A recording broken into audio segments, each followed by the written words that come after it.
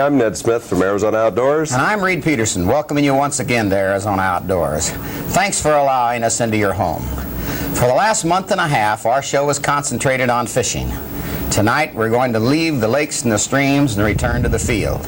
Ned, can you introduce our special guest this evening? You bet, Reed. We have a real interesting guest tonight. We have Jim Fiedler.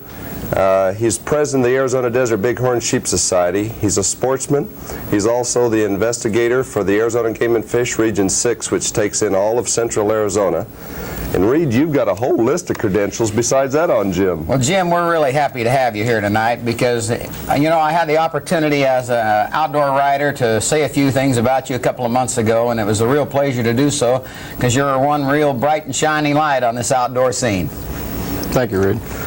Yep, Jim, you and I go back a long ways. We worked in the game department together many years ago, and looks like you're just staying right in there. I left, but you stayed. Yeah, well, what can I say about that? Yeah. Anyway, Jim, we're happy to have you here. We're going to talk bighorn sheep tonight to our audience. Jim, basically, you've stepped into the reins of running this organization, plus your duties in the Game and Fish Department. Tell us a little bit what the Sheep Society is doing right now. Well, the Sheep Society originally was started in 1967 with basically just a group of rock potters, and you ought to know because you were one of the charter members and also one of the past presidents. You were president, what, 70? 75. 75. Yeah. And I know when I started, I believe, in 76 and was introduced to the Sheep Society by you, Ned.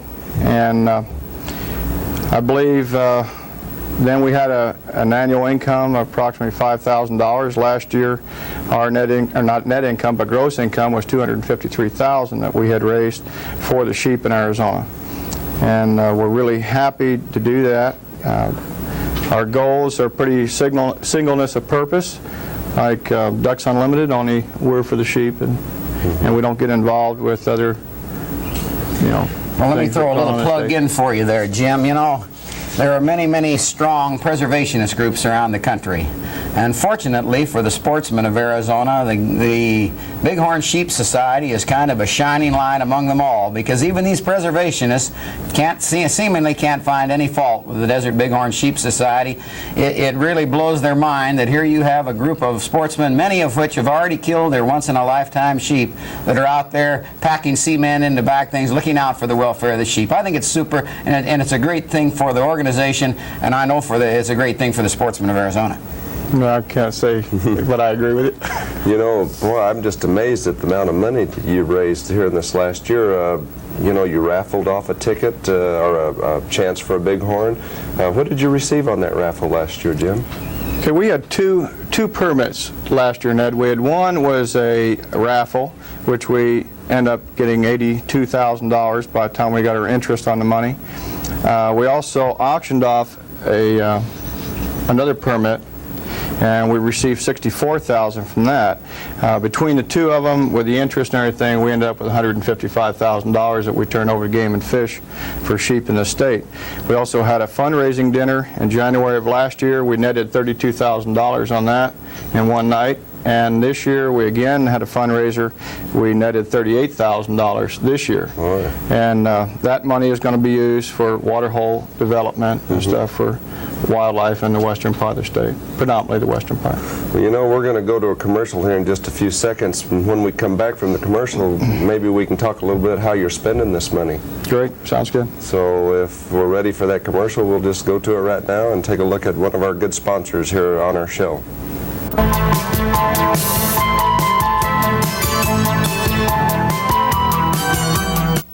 Hi, Reed Peterson here.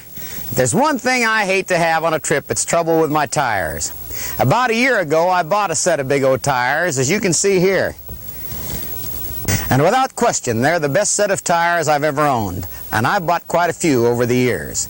I got top quality at a fair price, and you can too. Visit my friends at Big O Tires in Mesa, 420 East Main, 1060 South Alma School Road, and 100 South Power. Lousy me with a commercial like that, Ned. How can we You look good, Reed. Anyway, Jim, why don't you give a little rundown to the people what you've done with this $200,000? Sure. Well, in 1984, we funded I say we, the sportsmen of Arizona, because all you guys that bought raffle tickets and everything for that sheep permit helped us. We transplanted 107 desert bighorn sheep into either historic ranges where they were extirpated over the years, or we have supplemental transplanted sheep.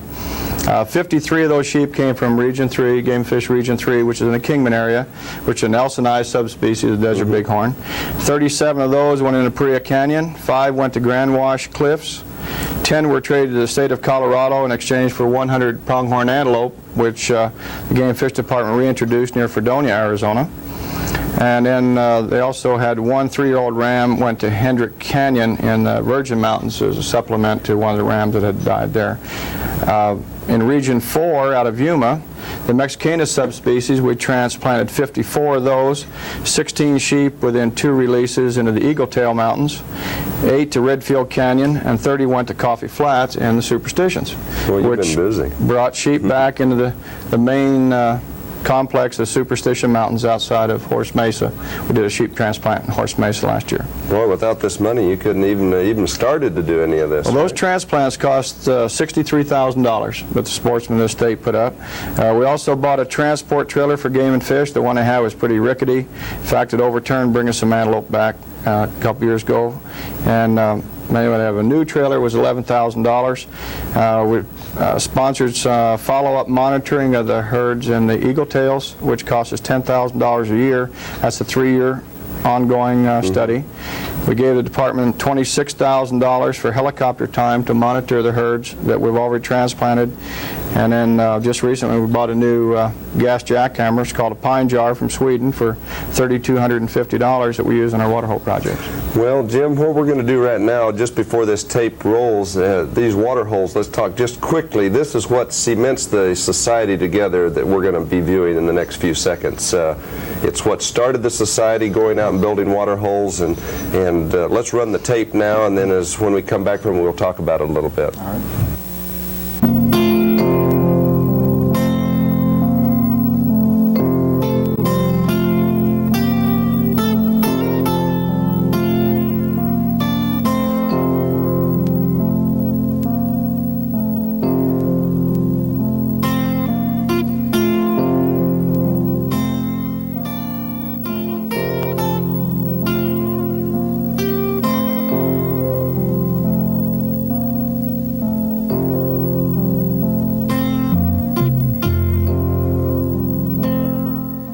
So in the Little Horn Mountains, the Arizona Game and Fish Department and the Bureau of Land Management unite with members of the Arizona Desert Bighorn Sheep Society and the Foundation for North American Wild Sheep to construct a water hole to benefit the desert bighorn. Sheep Society members are seasoned veterans in the area of waterhole development. Since their beginnings in 1968, the Arizona Desert Bighorn Sheep Society has existed for the welfare of Arizona's desert bighorns. They've been involved in over 100 waterhole projects. The significance of this project is explained by Arizona Game and Fish Department Development Supervisor Don Belknap. This project, we hope, will make a transient sheep herd more resident. That's basically what we're trying to do, is expand the sheep range, the perennial range, as we could refer to it. Upon arrival at the base camp, the labor begins. Equipment, supplies, and manpower are prepared for a helicopter ride to the construction site. But the same winter storms that will eventually make this project work are now a major obstacle. Safety comes first, so the helicopter airlifts for this day grind to a halt. But up on the mountain, preparations continue for the arrival of supplies and labor. Charter member of the Arizona Desert Bighorn Sheep Society and foundation member Dean Bowden explains the work to be done. What we have here is a potential waterhole development site it's on the north side of the Little Horn Mountains, and it's one of the only areas on this mountain range where a site could be developed. And up here to my left is the solid rock watershed, and today, of course, it doesn't look to me like we ever need any water, but the good thing about this is we're going to build a dam right in this area right here that will catch water such as this rain that we have today. And the dam will eventually back up 25,000 gallons of water, which will last for up to 2 years without rain. Workers either walked to the site or were flown up in the turbine-powered helicopter of Foundation and Society member Dan Naska. Work begins. Down at the base camp, supplies and equipment were loaded into helicopter slings and airlifted to the Waterhole Project site.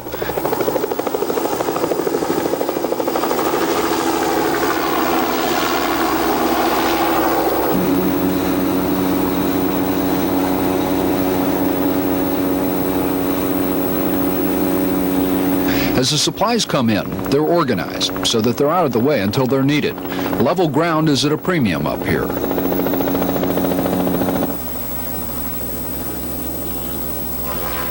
As the dam site is prepared, the morning silence is broken by the gasoline-powered pine jar drill.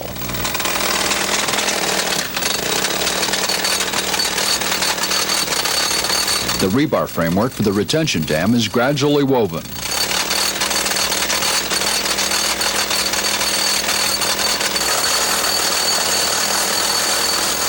Other Society and Foundation members form a giant line, and in bucket brigade fashion, they toss the primary ingredients for the masonry retention dam up to the dam site. Some of those are heavier than they look. Yeah. Their labor may not seem as glamorous as the drilling and cement work, but there's a great deal of pride in getting the right size and kind of rock up to the construction site. The rock haulers' teamwork and cooperation make a project of this magnitude look simple and easy. It is anything but that.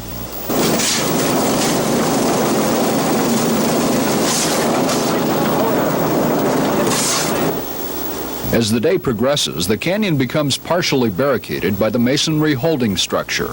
Work is periodically interrupted by an occasional weather outburst, but even then, the interruptions are brief. The work continues until sundown, and the crew returns to camp for dinner and some well-deserved sleep.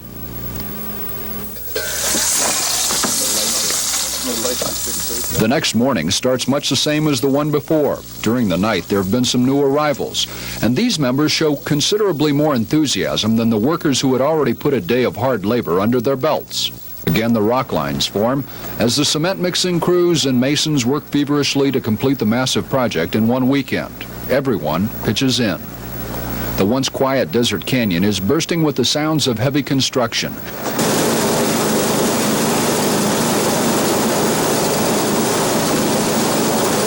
But it's a temporary interruption, an interruption of noise that will hopefully someday be replaced by the sound of cracking ram horns. Afternoon shadows are growing long. It's time to return to camp. But as the crew awaits the next helicopter flight, a rainbow signals an omen for the success of this project.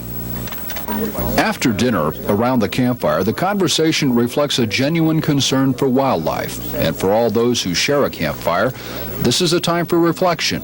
Not only on the day's work, but for the cause that united them here in the Arizona desert. As the night grows older, fireside conversation dwindles until the camp is silent.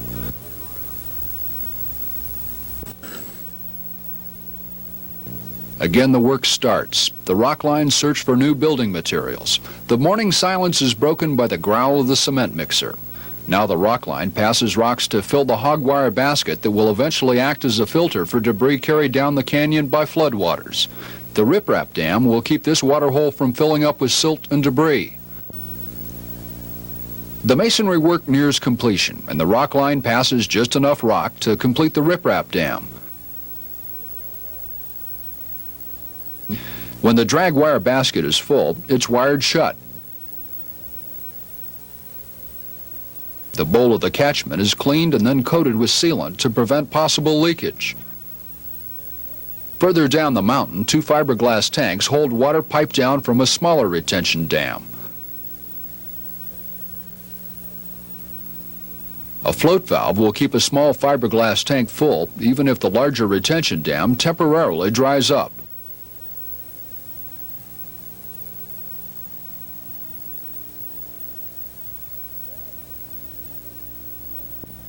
water streams down the canyon.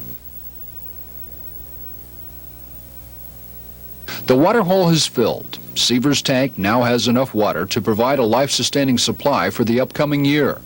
Rains out here are infrequent, and it could be a year or more before water again runs down the rocky canyon to Seaver's tank. How important are projects like this? Well, that depends on your perspective. For the Desert Bighorn, projects like this may be as important as survival.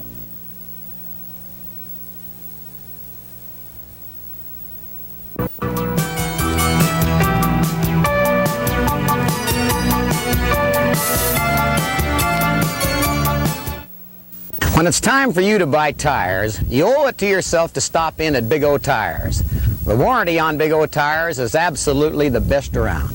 All Big O brand tires are fully warranted, no prorating, and they include road hazards, even for four-wheel drive tires. Go see my friends at Big O Tires in Mesa, 1060 South Alma School Road, 420 East Main Street, 100 South Power Road. Big O Tires, top quality, fair prices, and a great warranty. Well, Jim, all I can say is it sure looks better than when I was president. Well, I guarantee you, you know, the choppers are there and all this cement that you're carrying. Things have really expanded since the days that we had to, you know, backpack everything on our backs up the mountain. You think that helicopter beats carrying that cement, 90-pound pack of cement on your back, huh? It does. How many packs of cement did you take on this water hole project with chopper up there? Okay, this tank was called Jeff Seaver's Pothole, and it had 100 bags of cement with 94-pound bags and 300 bags of 90 pounds of sand. So it was 400 bags. There was no way you'd haul that up there, plus it was 3 miles from the nearest road to that. So we're building them further back in. We're building more elaborate ones, and this project was entirely funded by the Foundation for North American Wild Sheep, which have memberships all over the world. And how many tanks has the Sheep Society done now in this length of time? I believe we have done 82 or 83 tanks. We've been on well over 100 projects, where many of those we go back into them to repair them if they leak or empty them out of sand or things like that. Well, you know, Jim, I'd just like to throw in a little old deal here, just in behalf of the sportsmen. You know, I really would like to thank the Bighorn Sheep Society. I guess you ought to include the Game and Fish Department and the Commission for allowing all of these captures and transplants that all work together for really helping the sportsmen of Arizona and, of course, our sheep herd. Sure, the Game and Fish Department, you know, if it wasn't for the Game and Fish Commission approving those 2 permits, we probably would not have transplanted 107 sheep last year. Plus, we're looking between 80 and 90 sheep transplanted this year, 20 for Black Mountain near Alamo Lake, another 20 near Lion Mountain back in the Matazels, which hasn't had sheep in a while, and 20 plus the Hat Canyon up on the Arizona Strip. So it takes money to do it's aggressive. Things. Yeah. Yes, it does. It takes, like, say, $500–600 per sheep. So the department doesn't have the money to do it, and that's why we started to went to the commission to get the raffle and the auction permits. Well, I know on behalf of the sportsmen, we really appreciate it. And you know, right now we are going to go back to another tape. We've been talking about water holes, and now we can look at some of the captures, or a capture of what takes place now that you do have water holes and you want to move sheep around and spread this great herd of ours. So let's just go to another tape right now. I think this tape was filmed in Redfield Canyon, 1982. Those sheep came out of the Trigo Mountains on a Yuma Proving Grounds range. Okay, let's go to it.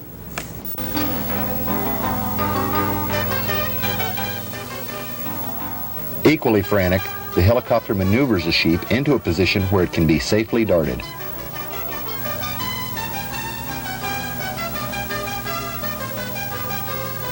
Foremost in the minds of all is the health and safety of the bighorn.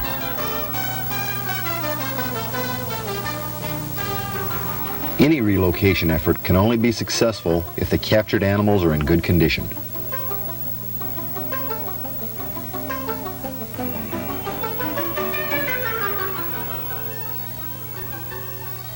Finally darted, the capture crew backs off and lets the immobilizer quietly take effect. From a distance, the Jet Ranger hovers. The crew watches for some indication that the sheep is reacting to the drug. After sufficient time for the sheep to fall prey to the drug, the helicopter sets the capture crew aground.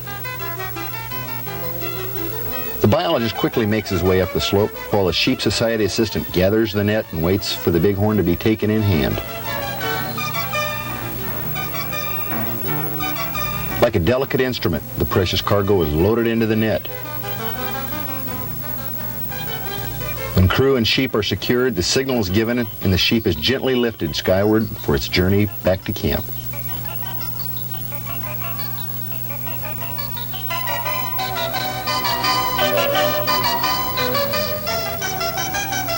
Back at camp, the team of Society and Game Department personnel are alerted by the sound of the helicopter, signaling the arrival of their captured guest.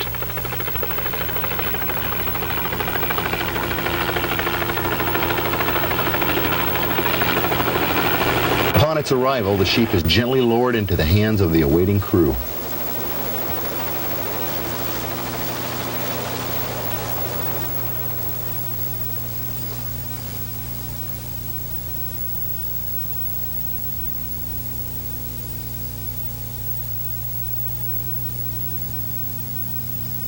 While part of the team prepare the veterinary equipment, the sheep is placed on a scale to be weighed.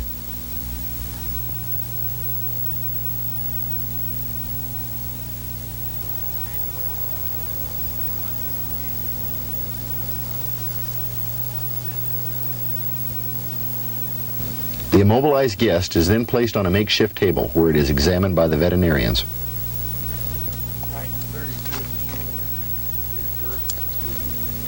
Biological samples are then taken.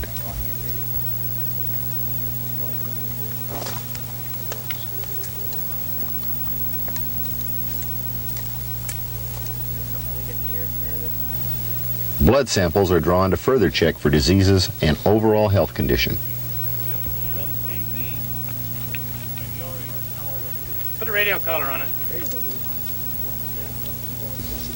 Ear tags are placed for future identification, and even some of the sheep are given radio collars to enable their movement to be monitored by department biologists. Okay, let's throw her here. Put her up there. After all of these checks, the sheep is then carried to a modified horse trailer where the immobilant drug is reversed. Did you pull the magnets off the collar? Yeah, I think we took them all off this morning. Very good. Rapidly, the sheep gains control of all of its faculties and quietly recovers in the seclusion of the trailer. Yeah. Arriving at the release site in total darkness, the bighorns are loaded into a holding pen where they will feel secure with a company of other sheep. Quietly, the local wildlife manager approaches the pen to release the sheep into their new home.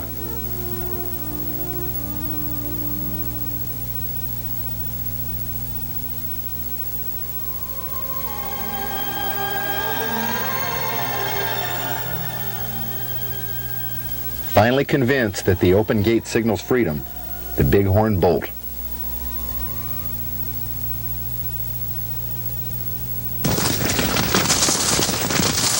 Once again, the presence of bighorn sheep is felt at Redfield Canyon.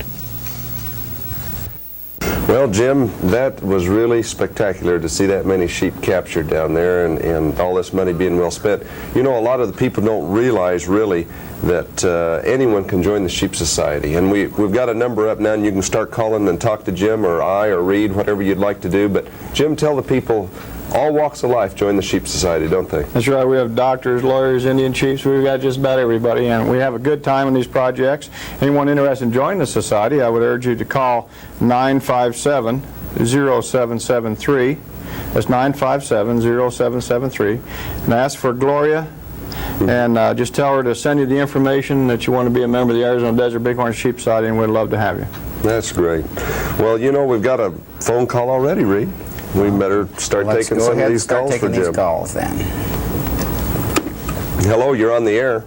Yes. Last week, me and my dad went to San Carlos, and we caught the bass off of rubber worms and divers. And do you suggest anything else, like top water or anything? Anything will work at San Carlos right now, and Reed will cover that a little bit later. Okay, thanks. All right, we appreciate you calling. Bye. Looks like we got a couple of more calls, and we'll go right to them. Get into this fishing.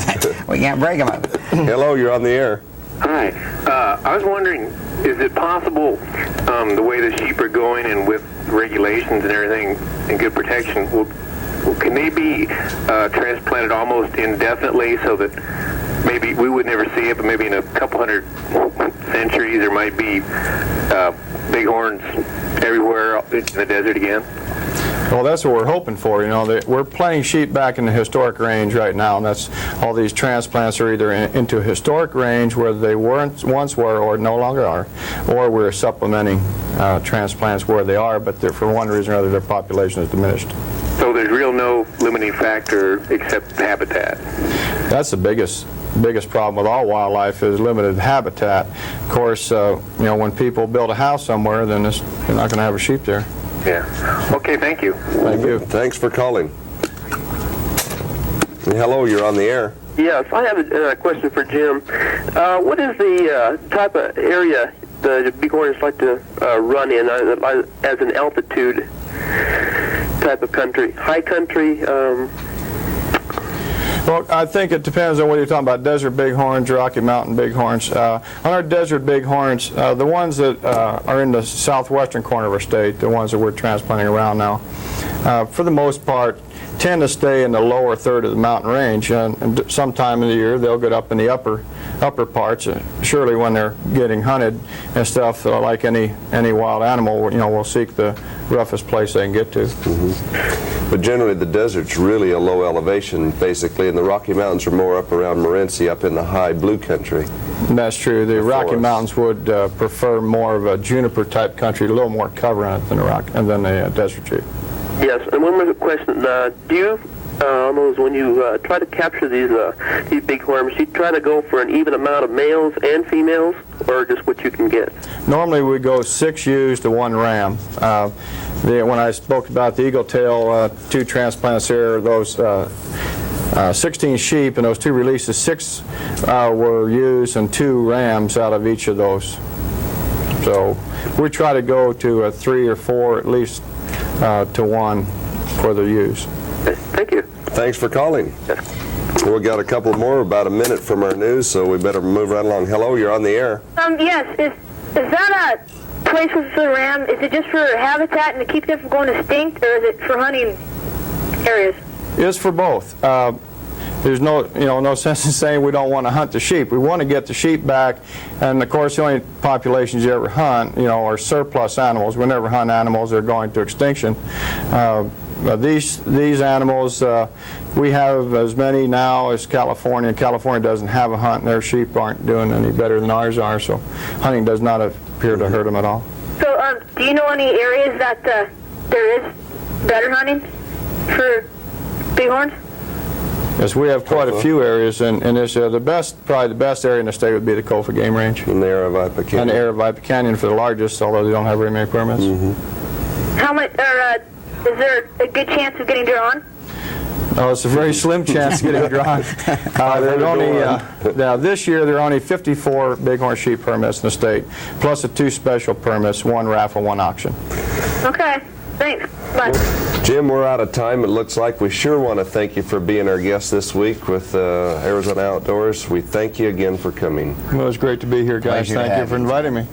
Well, with that time up, we better take a quick minute on an update, Reed.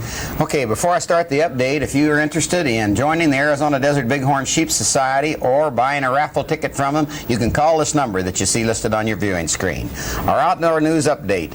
The new hunt booklets for you sportsmen will be available in all the dealerships by the 24th of this month, which is just a couple of days. I know you're all looking forward to that. Remember that the Game and Fish Department will not accept applications, however, until the 28th. You better start looking ahead, all of you sportsmen, to June the 25th, because that's at 7 p.m. is the deadline for all big game permit applications. On the fishing scene, everything is red hot, so get out and get with it. San Carlos is great on bass, Roosevelt great on bass, Apache, crappie, both Saguaro and Canyon are doing good on large bass. A 11-pound one was caught this past week by one of our businessmen in town, David Stone, and everything is just going great. So get out and enjoy this good fishing. It's a pleasure to have you with us. Good luck, good hunting, and have a very pleasant week.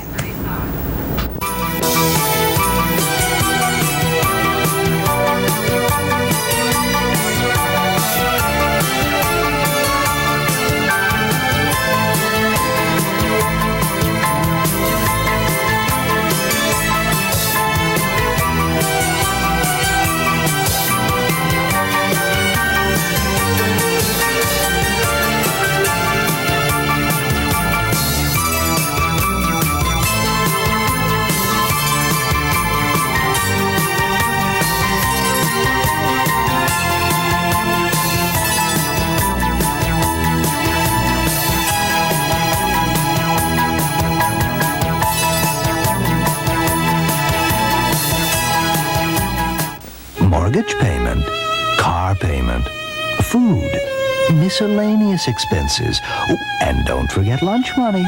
Now you're out of cash, but you need tires fast. What do? Get a Big O Tires credit card. With a Big O Tires credit card, you can buy your tires today and pay for them later. Just come in and fill out an application. It only takes about 30 minutes to process. The Big O Tires credit card. It gives you that Big O feeling of confidence. We always kick all that stuff around our fishery specialist, meetings anyway. That type of stuff.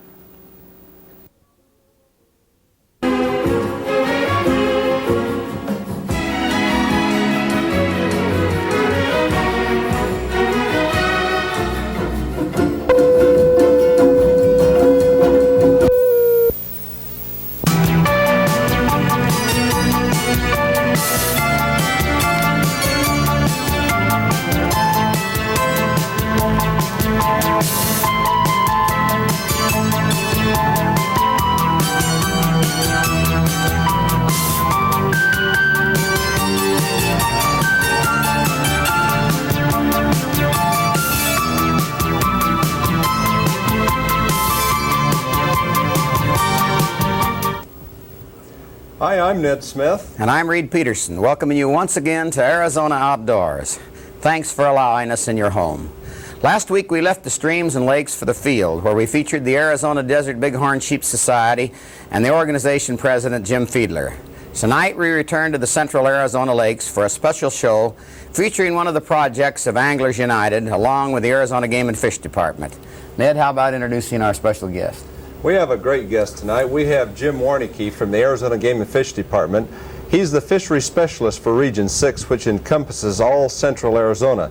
Jim, we welcome you to the show tonight as our guest. Pleasure to be here, Ned. We're really happy to have you, Jim. Thank you. You know, Jim, one thing about Jim, he's been out, he knows fishing from the top to the bottom, and he's the fellow that's responsible, his recommendations and plans and so forth, of having a good fishery within the region. Jim, to just kick off the show, basically, you just been at one lake last night.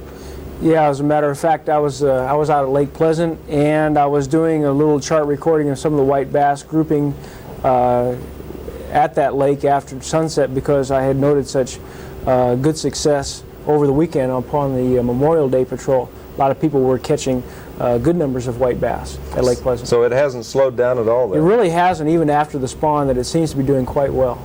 You said that you caught a 3.5 pounder yourself last night, just drifting a dead shad? Yeah, as a matter of fact, the perfect bait, of course, since the fish are feeding on the threadfin shad, the live shad is probably the best bait, which of course one can go out and seine for themselves. But even a dead shad would do very well, in that they seem to be better than even live minnows that you can pick up at the bait and tackle store. So a fishing license and a legal size seine, and you can go ahead and seine as many shad as you need to use for bait. And a good bait at that. Channel catfish also doing very well on the shad. Well, that's one lake. You know, Jim, I'm really personally happy to have you here on our show for a couple of reasons. And one is that, you know, I spend a lot of time talking to sportsmen around the state, and all too many of them have some mistaken notion that every member of the Arizona Game and Fish Department sits around on their duff doing nothing. And if I ever knew a man who is a living example that that isn't the case, it's you, Jim. I know that in the past month you've spent 8 different nights on 3 of our central Arizona lakes shocking, not handing the job down to somebody else, but doing it yourself, overseeing every single night. Another 8 days up there running your nets, checking everything. And I want you to know on behalf of the sportsmen that we appreciate men of your caliber, and add to that the fact that, beyond a question in talking to you, you're the most knowledgeable man on anything dealing with fisheries that I've ever run into. Well, thanks. I appreciate that. I think it's really important. Part of the game and fish's job is to pass on the information that we find out to the sportsmen in the area. That's, you know, why I'm happy also to be on your show, because now I can let you guys and the audience know what I found out in the last couple of months in our central Arizona lakes here and what we're involved in. And anybody can call up our department. Always glad to talk to them about it. Well, let's share a little of that information, Jim, with them. Why don't we kick off Saguaro Lake, for example? We're going to have a little film a little later, and we might as well just talk about some of the different lakes. Okay, 2 weeks ago, as a matter of fact, we went up and did our electrofishing and netting at Saguaro Lake, and this was, of course, the one, as you recall, it's in the bottom of the chain of the SRP chain of lakes. We found good numbers of bass in there, good numbers of forage species such as threadfin shad. The channel catfish were represented in good numbers. Bluegill were spawning at the time, so we ran into quite a few spawning-sized bluegill. Good-sized bluegill, a half a pound all the way up to 3/4 of a pound male bluegill out there, which was nice to see. Various areas throughout the lake, and also walleye in every one of our net locations that we ran out there. Well, one thing we're going to do in just a few seconds, we're going to go to Canyon Lake. We better introduce that just a little bit, Reed. Why don't you tell them what we're going to do here? Well, you go right ahead, since you were the one that did a little of the filming on that. We're going to go to a tape here in just a second, folks, and it's going to show Canyon Lake, and it's going to be a cooperative effort between Anglers United. A lot of you has been donating your time and money to help the fishery, and they're going to plant some habitat modules. Jim, give us a little rundown. They're calling for the tape right now, but I think we better introduce it just a little bit longer. Okay, approximately a month ago we went to Canyon Lake. We installed 2,000 habitat modules into that lake, which acts as artificial weeds to allow for the fish to acclimate to those, to draw fish in and so forth, something that was sorely lacking in that particular lake. It was funded by Anglers United. Okay, let's just go ahead right to the tape and you can see exactly what it's all about.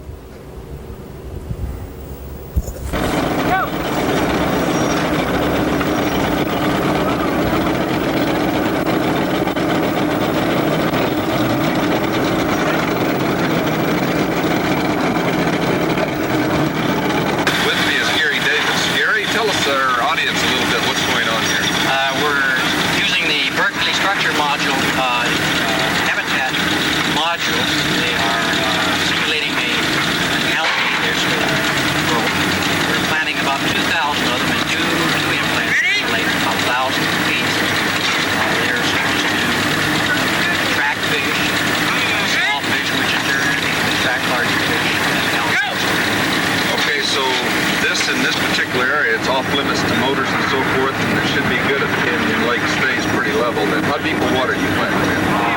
15 acres. Well, that sounds good. What's this costing Anglers United? Some of the sportsmen, you know, the fishermen have been putting a lot of money up, and now here we're starting to see some of the results on this one project and a lot of others.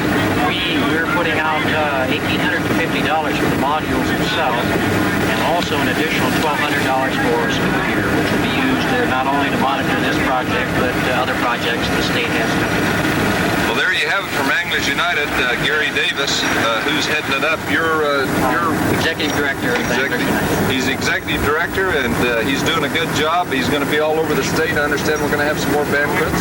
We have one coming up in Scottsdale, May 17th, or May 15th. Another in the Sholo area, probably at Pine Top, June 27th. All right, so here's a chance to put some of your money. A lot of fishermen wonder where their money's going. This is just one of those projects, and we congratulate you on that. Anglers United.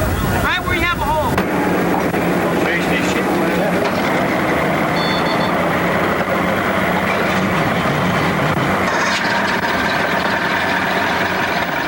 Dave Nunley from Bass. Dave, your position here with Bass is what in Arizona? I'm the state federation president for all of our 16 bass clubs throughout the state. Okay, that's a big responsibility. It has turned into one for sure. I see that you're connected with this habitat improvement.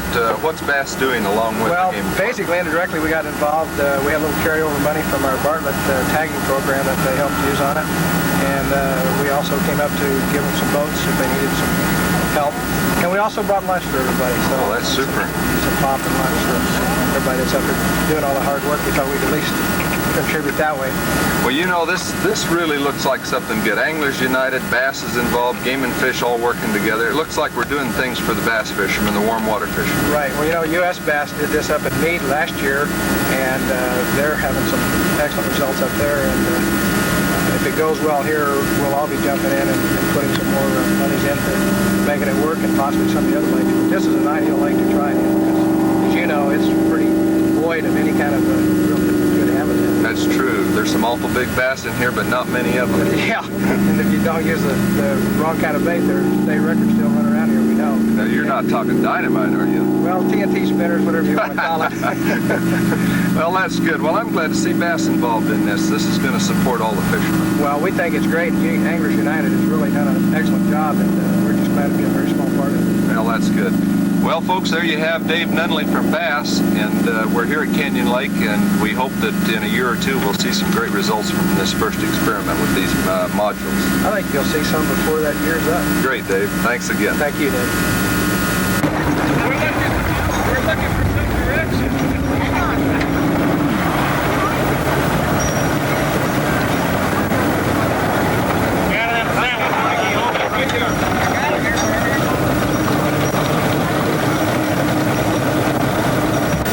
With me is Don Turner, supervisor for Region 6. Don, this is your baby, so to speak, up here as far as the game and fish is concerned. Why don't you give our viewers a little brief description of what's going on here at Canyon Lake today? Okay, we were approached several years ago by Anglers United and some other citizen groups about doing some habitat work for fisheries.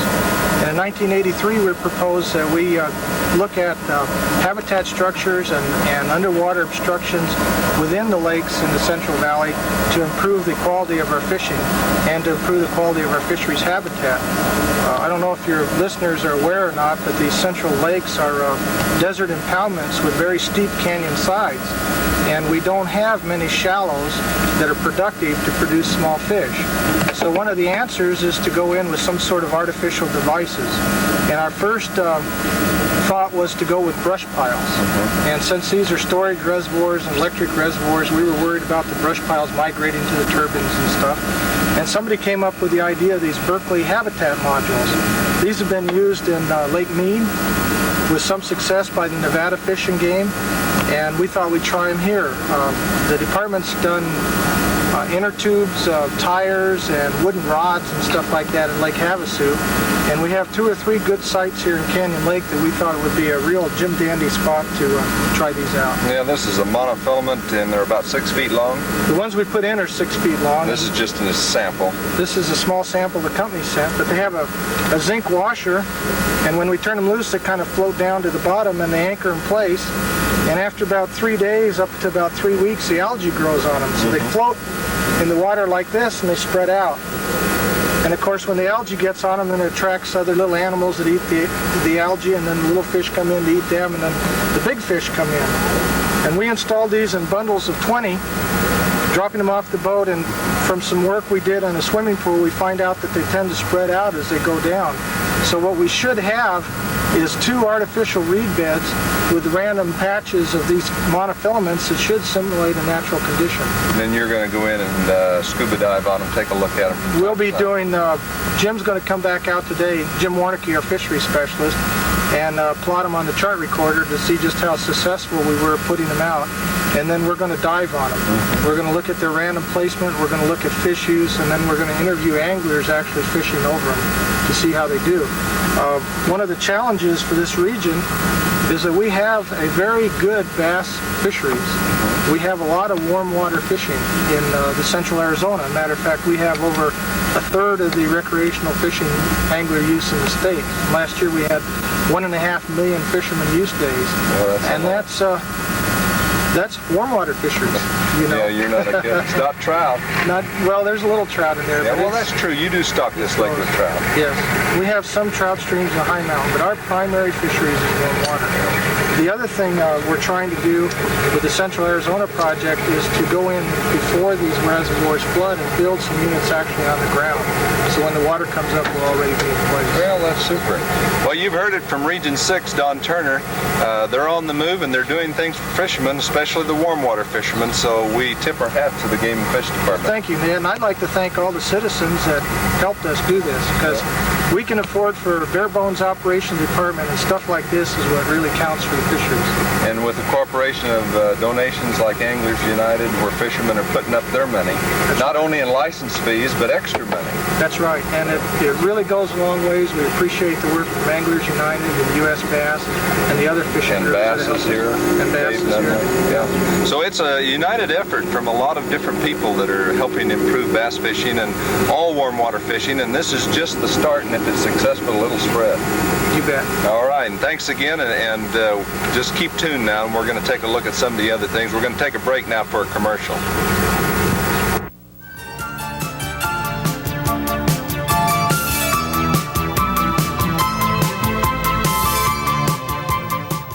Hi, Reed Peterson here. There's one thing I hate to have on a trip, it's trouble with my tires. About a year ago, I bought a set of Big O tires, as you can see here. And without question, they're the best set of tires I've ever owned, and I've bought quite a few over the years. I got top quality at a fair price, and you can too. Visit my friends at Big O Tires in Mesa, 420 East Main, 1060 South Alma School Road, and 100 South Power. Well, you know, that was a pretty interesting piece of tape that we had there, Jim. You've been down on these modules since we planted them that day. Can you kind of describe to our viewers, you know, what's going on? Well, what we had decided in using these types of modules is that we wanted to create something that the fish would be able to use, some artificial habitat, some weeds, which Canyon Lake, of course, does not have. So what we did is that we took a number of these modules, 20 to be exact, and put them together and bundled them, and that's, as you saw, is what we were dropping over the edge. We tried to place them approximately 10 feet apart or so, and what they actually made was a bush, in that the modules, they sank down like this, and the bottom part spread out, and then they kind of came together in the middle because they were somewhat tangled. However, since they did float, that the tops kind of spread out like palm trees like this, which was a good desired effect in that it allows for the fish to get and move within this type of area. And of course the top is one of the most important parts because this is in the photic zone where the algae can grow on it, the zooplankton can come in and feed the little microscopic animals, and the younger fish can of course feed on those. So it had the desired effect that we wanted, and now we're in the route of going out, and we're going to be doing some surveying and electrofishing over the top of these modes tomorrow night, and we're going to probably do some diving on them next week for some visual observations to see how well the algae is growing on them and if fish are, of course, using them or not, although the visibility is probably about a foot and a half now at this time of the year. A little bit tougher on the scuba diving. Now, I'm not sure all of our viewers understood that. Now, the basic idea of these modules, as I understand it then, is to create a place where the fry can actually be protected from other species so that they have a chance to grow. Get something they can hide in, huh? Right. The places that they were strategically placed, the modules, then we had two sites. We put 1,000 of the individual modules in each site, which is approximately 50 bundles or 50 bushes. And these were strategically fairly close to where some bass spawning habitat is, so that when the bass young ones hatch out, that they have some place to go to where they can get away from some of the larger fish. And of course these habitat modules are the ideal place to do that. Provides protection and also a food source for them.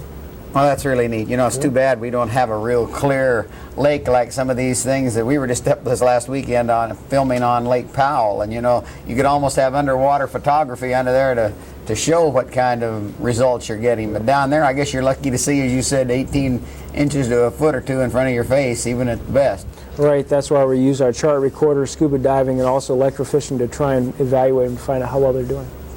You know, we're getting close to running another tape here on Saguaro Lake. Let's give a little introduction now, Jim, to what we're going to see on our next tape. Why don't you give our audience a little, we're about 30 seconds away from it. This, Reed came out with me and we shot this about 2 weeks ago at one of the coves that we were electrofishing on in Saguaro Lake. We went out, and this was just one of the 3 sites that we did on that particular night. We go out, we use the shocker boat to where we stun the fish around in the fairly shallow areas of the lake. We pick them up, we measure them and weigh them and get some scientific information from them. Okay. Well, we'll go ahead with that tape, Jim. Now remember that we have no sound on this tape because of the generator going on that night. It made more noise than this noisy camera we had even, so we're going to talk right through this. So as the tape goes, Jim, just go right ahead and talk and you'll explain what's going on. Okay. All right, let's go ahead with our tape.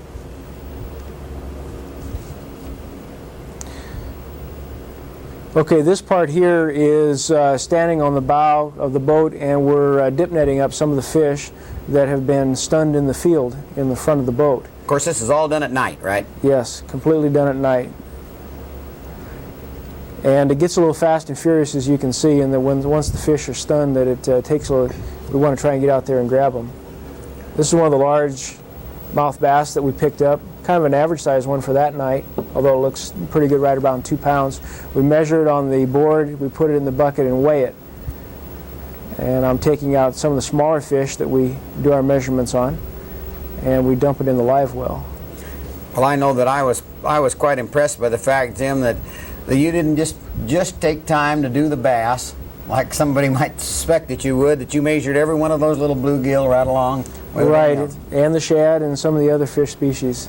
It gets a little frantic sometimes. They only are stunned for a short period of time, and that one got away there. Yeah, that's something to bring up now. You return these back to the lake and they're all alive, right? Indeed, and later on this tape we'll see how they're returned back to the lake.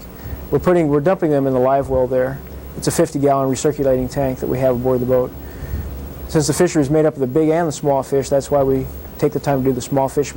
I'm giving the numbers to one of the gals there to record the information. This is one of the catfish that we picked up.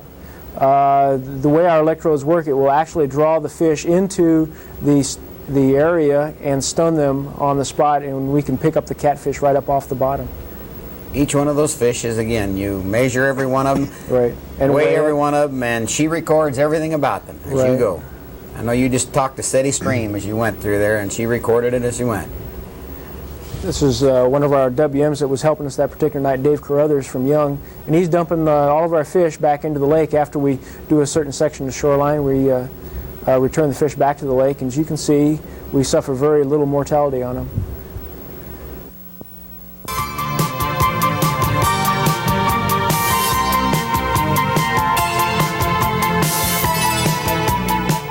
When it's time for you to buy tires, you owe it to yourself to stop in at Big O Tires. The warranty on Big O Tires is absolutely the best around.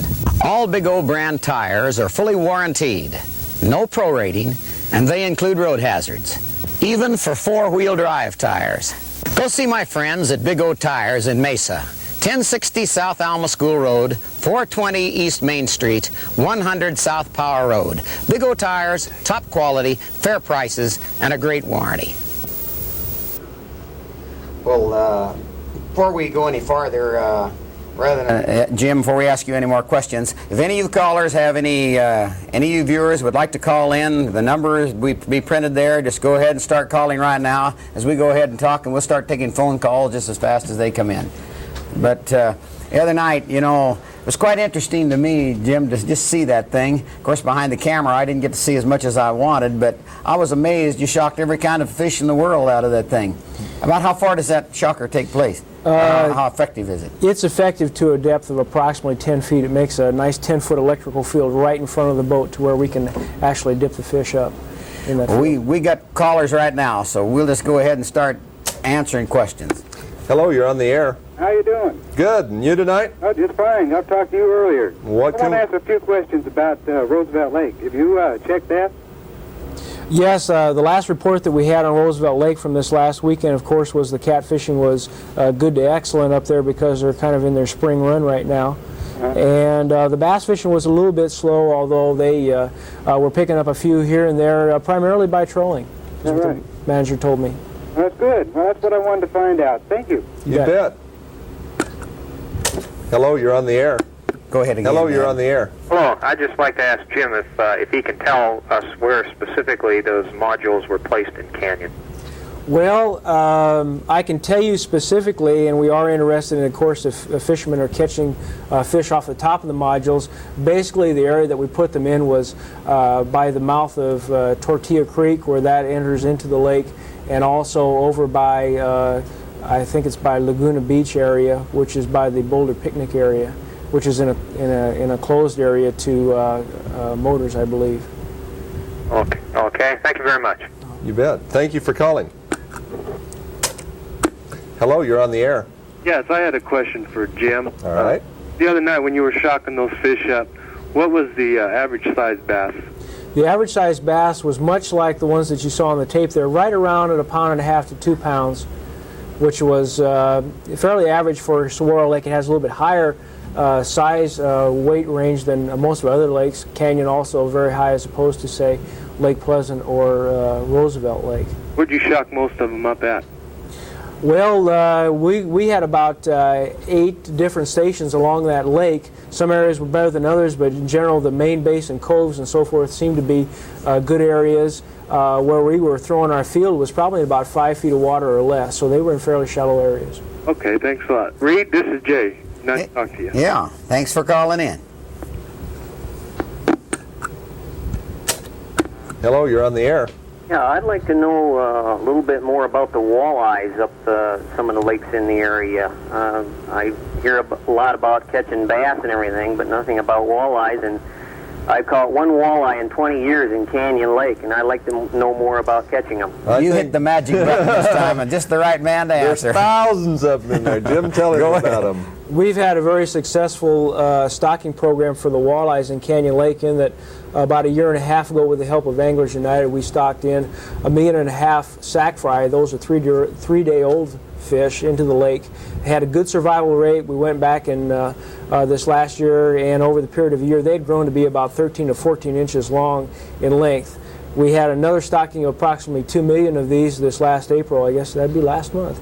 And we're hoping for much the same results, so that we have a fairly dynamic fishery in the way of walleyes at Canyon Lake. It's just that we can go out and we electrofish them, we net them, we find them throughout the lake. However, nobody seems to be catching them as much as we'd like to see. So they're there. Well, you, as I understand this, Jim, you feel that Canyon Lake is going to be one of the fine walleye fisheries in the whole West. And if I'm not mistaken, you have another 2 million scheduled to go in next year. Is that correct? So you have 3 different... Yeah, we're trying to run it back to back, and hopefully we will get some more from New Mexico free gratis and put another 2 million in there to go for the fishery. But it should be, as was in the late 60s, a good walleye fishery. Well, Jim, we're just about to come to the end of our time, and we hate to. We could go an hour here and just talk. Now, anybody that's still on the line, we're still going to talk to you after the show, so don't hang up. And if you want to talk to Jim, just, call on in. And we want to thank you personally, Jim, for coming down, and I'm sure that we're going to have you back in the future. We didn't even get into trout or anything, and we're going to do some trout shows this summer. You bet. Be glad to. Well, we really appreciate you, Jim. We appreciate you for a number of reasons, and I think I already said what most of those were. Okay. So with that, we're going to get the phone off screaming here, and we're going to go into an update right now. For all you sportsmen out there, the hunt booklets are now out. The Game and Fish Department is now taking your applications, and you don't want to think that you have till mañana to do it. In other words, you don't want to put it off too long, because the deadline will creep up on you sooner than you think, and it'll be June the 25th at 7 p.m. Now, you'll have 5 choices if you'll take a good look at this on any of your application forms there, deer and elk and so forth, and you want to choose them wisely. This will keep you from having to put back in for a second and maybe go stand in line for the leftovers, and they're hoping that this might alleviate this problem. So go down to any sporting goods store right now, and you'll be able to pick up a hunt booklet, and if they're out of them, just keep hunting around town to the different places in your application forms. Now, the second thing that we'd like to bring you up to date on is the U.S. Bass Team Tournament that's going to take place on June the 8th at Roosevelt Lake. And it's going to be a fun thing. It's the type of tournament that you can take your son or your daughter or your wife or your best friend, your buddy, whoever it might be, and go and have some fun, and it doesn't break the bank. And you can call this number for more information that you see down here below me, and talk to anybody at the U.S. Bass headquarters, and they'll fill you in on it. And that you can ask them the entry fee, which is very minimal. It's and you can get into a big fish type of jackpot, and it's a lot of fun. You don't have to have anything special. You don't have to have a boat even with a live well. So, if you got an aluminum rig, take it and go up and enjoy yourself, and you'll have a good time. Now, the fishing report, Jim's kind of filled this in a little bit. White bass is biting still real good at Lake Pleasant, and dead shad, just about anything. He said that before we started the opening of the show that He checked about 23 white bass that were caught from the shore between the ramp and the spillways in the open area. It's the legal area, and people were using Castmaster spoons and they were just throwing them off from the shore. So you can still go to Lake Pleasant and catch white bass. Up at Roosevelt, it's good on catfish. The flatheads and the channel cats are biting well. It's their spawning time. They're starting to run the rivers, and you can fish almost any of the upper ends of the lakes and do quite well on it, and the bass fishing's good. San Carlos has been really good on bass using fat wraps and spooks, excuse me, not spooks, but spots, Cordell spots. Any of the chrome-colored lures, shad-colored lures, even some of the crawdads are doing real well. And so we're going to be bringing you some more shows on trout. Reed, we're going to go out and do some trout shows, aren't we? We really are. Next week's show is going to go to Lake Powell, and we think that you will really enjoy that. And let me just throw one thing else out here as we close. You know, we know that this camera sound has been very distracting to you, and we'll hopefully have this thing whipped by next week. And so this is Reed Peterson wishing you good hunting, good fishing, and have a very pleasant week from Arizona Outdoors.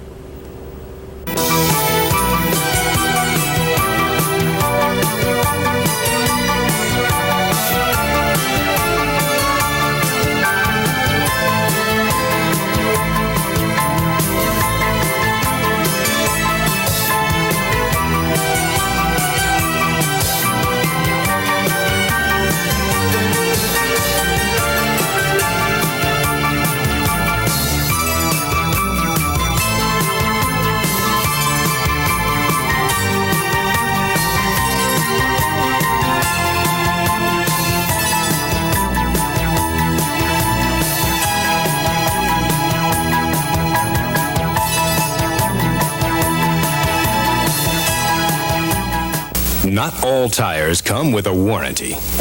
Warranty? Sorry, pal. No warranties. When most other tire companies are saying no, Big O Tires says yes. Big O brand tires come with a full warranty for free replacement. If your Big O tire fails due to workmanship, material defects, or road hazards, we'll replace it free. No hassles, no problems. See Big O Tires, home with a full warranty for free replacement.